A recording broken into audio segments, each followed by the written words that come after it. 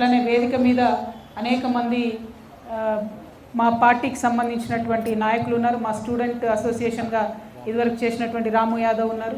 ఇంకా అనేక మంది దేవేందర్ రెడ్డి గారు, సౌజన్య రెడ్డి గారు, చంద్రశేఖర్ గారు అనేక మంది ఉన్నారు. వారందరికీ కూడా పేరు పేరున హృదయపూర్వకంగా నమస్కారాలు. ముఖ్యంగా ఈ రౌండ్ టేబుల్ సమావేశానికి విచ్చేసినటువంటి ఓపికగా వింటున్నటువంటి మా పాత్రికేయ మిత్రులకు, కెమెరా పర్సన్స్కి, ఈ రౌండ్ టేబుల్ సమావేశాన్ని వీక్షిస్తున్నటువంటి లక్షలాది మంది తెలంగాణ పేరెంట్స్కి, స్టూడెంట్స్కి అందరికీ కూడా హృదయపూర్వకంగా నమస్కారాలు తెలియజేస్తాము. ఇవాళ వాస్తవానికి ప్రతి ఒక్కరం ప్రపంచవ్యాప్తంగా సమానత్వం కోసం కానీ, స్వేచ్ఛ కోసం కానీ, కనీస మానవ విలువలు ఈ ప్రపంచంలో వర్ధిల్లాలి అంటే, ప్రతి ఒక్కరం కూడా ఇంటలెక్చువల్గా ఎంతో కొంత డెవలప్ కావాలి అంటే కంపల్సరీ విద్య అనేది ఉండాలనేటటువంటి ఆలోచనకి ప్రపంచవ్యాప్తంగా అందరం కూడా వచ్చాం. అది బీద దేశమా, గొప్ప దేశమా, అమెరికా లాగా క్యాపిటలిజంని ఎంకరేజ్ చేసే దేశమా, లేకపోతే లిబరల్ ఐడియాలజీతో ఉన్న దేశాల అన్నటువంటి భేదం లేకుండా ప్రతి ఒక్కరం కూడా చదువుకు చాలా ఇంపార్టెన్స్ ఇస్తున్నటువంటి సందర్భాన్ని మనం గమనించుకోవాలి. మరి చదువు ఫార్మాట్ ఏంది, ఫార్మల్ ఎడ్యుకేషన్ సిస్టమ్ ఏంటిది, ఆ ఫార్మల్ ఎడ్యుకేషన్ అనేటటువంటిది అది ఆ పిల్లల్ని కన్నా తల్లిదండ్రుల బాధ్యత మాత్రమేనా, లేకపోతే మొత్తం యావత్ సమాజాన్ని నడిపించేటటువంటి ప్రభుత్వాల బాధ్యతన అనేటటువంటిది పెద్ద ప్రశ్నగా ఇవాళ ప్రపంచమంతా మిగిలిపోయింది. అంటే ఎడ్యుకేషన్ అండ్ హెల్త్ అనేది social obligation of a government అని బలంగా నమ్మినటువంటి ప్రభుత్వాలు ఉన్న చోట ఫ్రీ ఎడ్యుకేషన్, ఫ్రీ హెల్త్ వస్తుంది. అట్లా నమ్మకుండా మీరు మీ బాధ్యత మీరే తీసుకోవాలి, మీ ఇల్లు, మీ పిల్లలు, మీ సంసారం, మీ బాధ్యత మీరే తీసుకోవాలి, మీరేమైపోతే మాకేంది, ఒక వ్యాపార ధోరణి పెరిగిపోయి విద్యను అమ్ముకున్నా సరే మేము నిమ్మకు నీరెత్తినట్టు చూస్తూ ఉంటాం అనుకునేటటువంటి ప్రభుత్వాలు ఉన్న చోట హెల్త్ ఎడ్యుకేషన్ కోసము ఇందాక వెంకటరెడ్డి గారు చెప్పినట్టు పంజాబ్లో పిల్లలు పార్ట్ టైంగా మద్యం అమ్ముకునేటటువంటి పరిస్థితి కూడా వచ్చిందని చెప్తుంటే ఎంత దారుణమైన పరిస్థితి యావత్ దేశంలో ఉన్నది. ఇందాక తమ్ముడు లక్ష్మణ్ మాట్లాడుకుంటూ అన్నాడు ఏమని, ఇక్కడ ఉన్నటువంటి విద్యా సంస్థలలో చాలా సంస్థలు రాజకీయ నాయకులు ఉన్నాయి.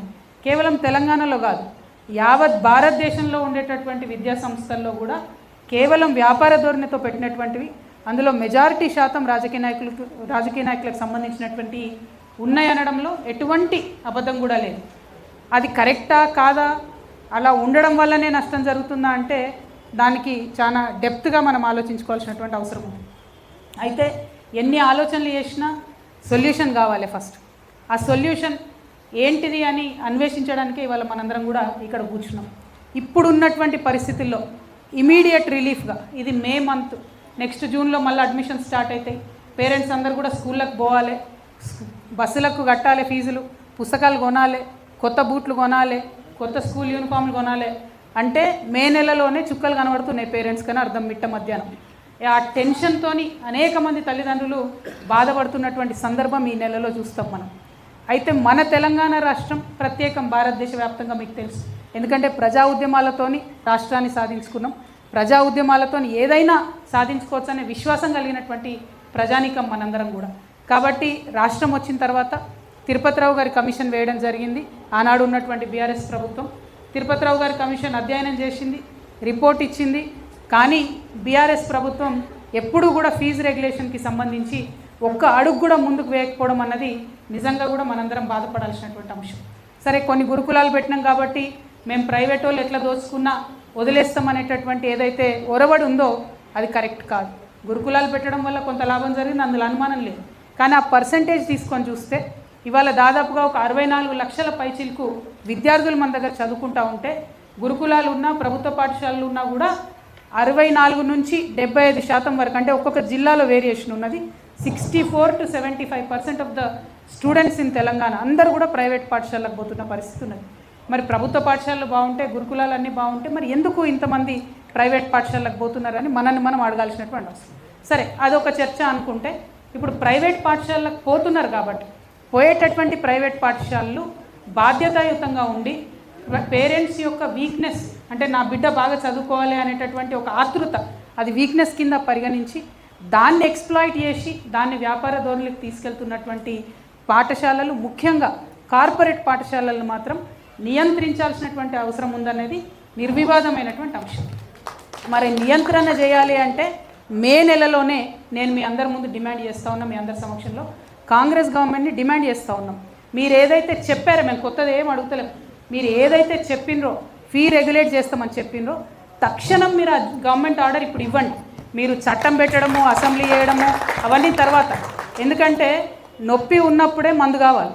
ఇప్పుడు పేరెంట్స్కి మే నెలలో బాధ ఉన్నది, నొప్పి ఉన్నది, తీవ్రత ఉన్నది. ఇప్పుడు ఇమ్మీడియట్గా నిజంగానే మీరు ప్రజాప్రభుత్వం అయితే, నిజంగానే మీరు ప్రజలకు ఇచ్చినటువంటి మాట నిలబెట్టుకోవాలనుకుంటే, నిజంగానే మీరు ఈ ప్రజల్లో తలెత్తుకొని తిరగాలనుకుంటే మాత్రం ఈ మే నెలలోనే తక్షణమే ఫీ రెగ్యులేట్ చేస్తూ జీవో దేవాలని మేము డిమాండ్ చేస్తూ ఉన్నాం. పోయినసారి ఫీజు కన్నా ₹1 ఫీజు కూడా పెంచొద్దు ఏ పాఠశాలలు అని చెప్పి తక్షణమే రేవంత్ రెడ్డి గారి ప్రభుత్వం జీవో దేవాలని నేను తెలంగాణ రక్షణ సేన తరఫున డిమాండ్ చేస్తూ ఉన్నాను. మరి ఇక్కడ ఉన్నటువంటి రౌండ్ టేబుల్లో ఉన్న పేరెంట్స్ అందరూ కూడా, టీచర్స్ అందరూ కూడా యాక్సెప్ట్ చేస్తారని చెప్పి నేను బలంగా విశ్వసిస్తున్నాను. అది immediate solution. Long term solutions 100 ఉండొచ్చు, కానీ తక్షణం మనకు కావాలి. నిజంగా ఎంత ఘోరంగా ఉన్నాయంటే ఫీజు, మరి ప్రభుత్వం యొక్క అజ్ఞానం కూడా ఎంత దారుణంగా ఉందంటే, మన దగ్గర హైదరాబాద్లో హైదరాబాద్ పబ్లిక్ స్కూల్ అని చాలా పాపులర్ విద్యా సంస్థ, అనేక సంవత్సరాల నుంచి ఉన్నటువంటి సంస్థ. ఆనాడు నిజాం ఉన్నప్పుడు అది ఆయన జాగీర్ ఉంటే దాన్ని తీసి స్కూల్ పెట్టుకోమని ఇచ్చినటువంటి సంస్థ. అంటే ఎసెన్షియలీ హైదరాబాద్ పబ్లిక్ స్కూల్ది అది గవర్నమెంట్ ల్యాండ్, ప్రభుత్వం యొక్క భూమి. అంటే ప్రభుత్వ భూమి, ప్రభుత్వ హయాంలో నడిచేటటువంటి హైదరాబాద్ పబ్లిక్ స్కూల్ని ఈసారి 120% ఫీజు హైక్ చేసింది. 120%. పోయిన సంవత్సరం 93,000 కట్టినటువంటి పేరెంట్స్ ఈసారి ₹2,08,000 కట్టాలి. కానీ ప్రభుత్వం నిమ్మకు నీరెత్తినట్టుగా ఉన్నది. ఒక పక్క ప్రభుత్వం ఆధ్వర్యంలో నడవాల్సిన స్కూల్లో ఇట్లా ఫీజు పెంచుతారు. రేవంత్ రెడ్డి గారు మొన్న పోయి ఒక ప్రైవేట్ స్కూల్ ఓపెన్ చేస్తాడు. అంటే ఏం మెసేజ్ ఇస్తున్నారు మీరు జనంకి, ప్రజలకు ఏం చెప్తున్నారు? మా ప్రభుత్వానికి స్కూల్ నడపడం చేత కాదు, ప్రైవేట్లో మీరు స్కూల్ పెట్టుకోండి, దోసుకోండి అని చెప్తున్నటువంటి పరిస్థితి ఉంది. నేను ముఖ్యమంత్రి గారిని సూటిగా డిమాండ్ చేస్తూ ఉన్నాను. హైదరాబాద్ పబ్లిక్ స్కూల్ అనేటటువంటిది ప్రభుత్వం ఇచ్చినటువంటి భూమిలో నడిచేటటువంటి సంస్థ. అందులో ఉన్నటువంటి భూమిలో ఒక 30 ఎకరాలని కొట్టేయడానికి ఆ కమిటీ ప్లాన్ వేస్తున్నటువంటి విషయం మీకు తెలుసు, మాకు తెలుసు, అందరికీ తెలుసు. వాళ్ళందరూ ప్రభుత్వ పెద్దలు ఉన్నారు, ముఖ్యమంత్రి గారి బంధువులు ఉన్నారు. మరి మీరు చర్యలు తీసుకుంటారా, తీసుకోరా అని సూటిగా నేను డిమాండ్ చేస్తున్నాను. ఇంకా దారుణం ఏంటంటే, ఆ హైదరాబాద్ పబ్లిక్ స్కూల్లో ఒకటే అధికారి ఉన్నది. ఆమె 14 సంవత్సరాల నుంచి ఒకటే పోస్ట్లో ఉన్నది. ఉండి ఈ కొత్తగా ఎవరు బోర్డు మెంబర్ వచ్చినా వాళ్ళకి నేర్పిస్తారు అన్నట్టు, ఎట్లా అవినీతి చేయాలి, ఎట్లా సీట్లు అమ్ముకోవాలి, ఎట్లా బయట దేశాలు ఉన్నటువంటి సత్య నాదెల్లా లాంటి వాళ్ళు ఇక్కడ చదువుకొని పోయారు. Satya Nadella is alumni of Hyderabad public school. So ఇప్పుడు ఏంది, ఆయన వచ్చి ఇక్కడ డొనేషన్ ఇచ్చిపోయింది మొన్న. ఆ డొనేషన్ లెక్కలు ఏమైపోయినాయంటే తెలియదు, ఎవరు చెప్పరు. అనేక మంది హెచ్పిఎస్ అల్యూమినీ డొనేషన్స్ ఇస్తే నో అకౌంటబిలిటీ, జీరో అకౌంటబిలిటీ. గొప్ప గొప్ప వాళ్ళందరూ, ముఖ్యమంత్రి గారు చుట్టాలందరూ ఆ కమిటీ నిండి ఉన్నారు. విద్యాశాఖ మంత్రి మన కర్మగాలి ముఖ్యమంత్రి గారే ఉన్నారు. కాబట్టి నేను వారిని డిమాండ్ చేస్తున్నా, you should please immediately review what is happening in HPS మీద రివ్యూ చేయాలి. హైదరాబాద్ పబ్లికేషన్ మీద ఖచ్చితంగా పబ్లిక్ స్కూల్ మీద ఒక స్టాండ్ తీసుకోవాలని నేను డిమాండ్ చేస్తున్నాను.